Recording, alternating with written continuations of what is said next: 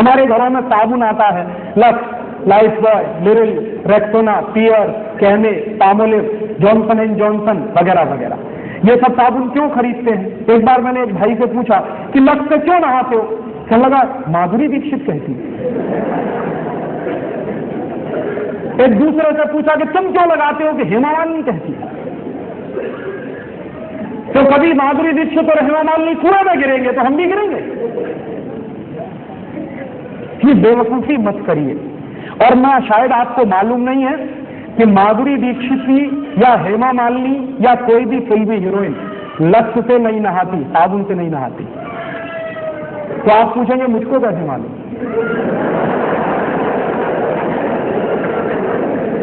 मुझको पता चला अभी कुछ दिन पहले बंबई में मेरा एक व्याख्यान हुआ था जुहू में, और जुहू वो जगह है जहां हिंदुस्तान के ये फिल्मी हीरो हीरोइन ज्यादा रहते हैं। व्याख्यान कैसे हुआ? एक कोई फिल्मी हीरो है, उनका नाम है धर्मेंद्र। उन्होंने मेरे व्याख्यान के कैसेट सुने।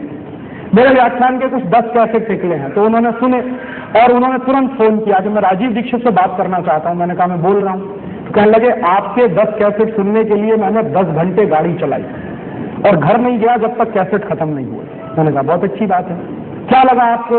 मैं आपका एक व्याख्यान करना चाहता हूं। मैंने कहा जरूर करिए, मैं आऊंगा। क्या आपकी फीस क्या है? मैंने कहा मैं फीस नहीं लेता कभी व्याख्यान के लिए। कहने लगा अच्छा फिर तो मुझे खुशी है, आप आइए। मैंने कहा जरूर आऊंगा, एक ही शर्त है कि जितने फिल्मी हीरो हीरोइन है उनको सबको बुलाइए ज्यादा से ज्यादा। तो मैंने कहा मैं कोशिश करता हूं। तो क्या हुआ, उनका एक बंगला है लोनावाला में, पूना और बंबई के बीच में, वहां उन्होंने व्याख्यान रखा। मैं गया, ज्यादा लोग तो नहीं आए, कुछ 25-30 लोग आए थे। उनके बीच में मीटिंग हुई, बातचीत हुई, बहुत सारे सवाल पूछे। जब खत्म हो गए उनके सवाल तो मैंने उनसे कहा कि अब मैं एक सवाल पूछूंगा। तो हेमा मालिनी से मैंने पूछा क्या आप मुझे बताओ कि लक्स से नहाती हो? नहीं। लाइफ बॉय से नहाती हो? नहीं। कैमे से नहाती हो? नहीं। लिरिल से नहाती हो? नहीं। मैंने कहा आप नहाती भी हो? तो कहने लगी नहाती तो रोज हूं। मैंने कहा फिर किससे? तो उन्होंने बताया चने के आटे में मलाई डाल के नहाती हूं, माने बेसन में मलाई डाल के नहाती हूं। तो मैंने कहा अगर आप बेसन में मलाई डाल के नहाती हैं तो ये बात पूरे देश को क्यों नहीं बताती? कहने लगी डर लगता है। मैंने कहा क्या डर लगता है?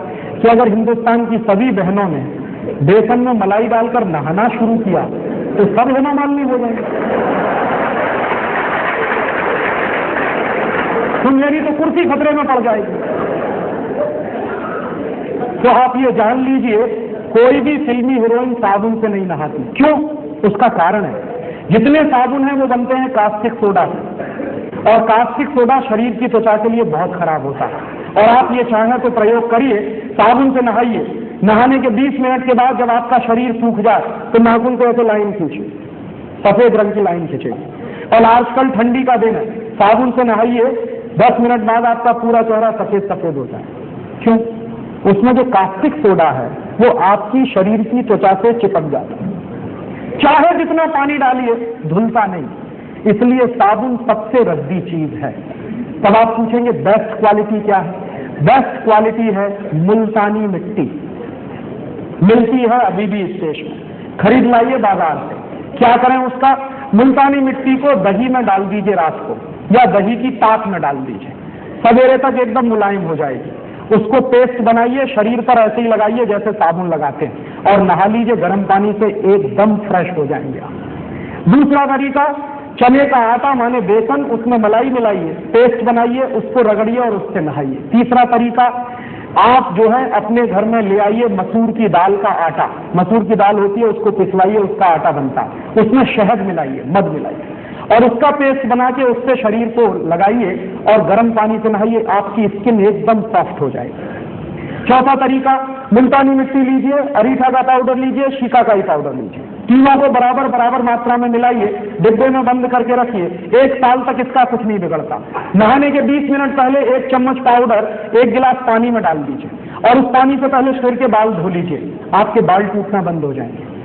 और फिर उसी पानी से शरीर से नहा लीजिए, आप कोई साबुन लगाने की कभी जरूरत ही महसूस नहीं होगी। और आपको मैं बताऊं सबसे अच्छा, आपके यहां अकोला में गाय के गोबर से एक साबुन बनता है, और गाय के गोबर से जो साबुन बनता है, पिछली बार मैं आया था यहां से खरीद के ले गया था, और मैंने मेरे सब दोस्तों को बांटा, मैं भी नहाता हूं। मैं आपको सच बताऊं कि उस साबुन से नहाने के 10 मिनट के बाद शरीर में से खुशबू निकलती है।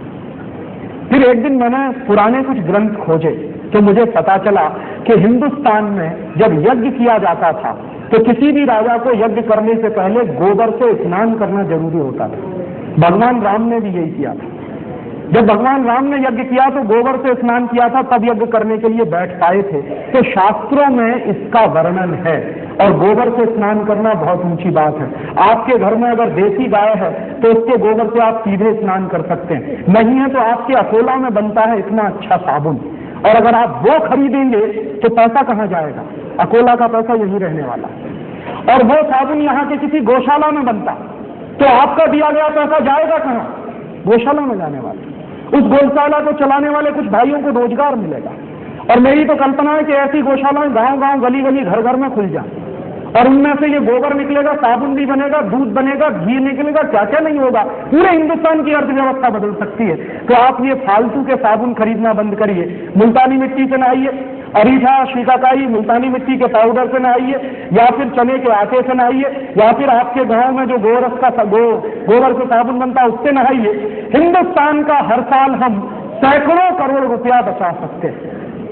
ये मेरा आपसे एक छोटा सा निवेदन है।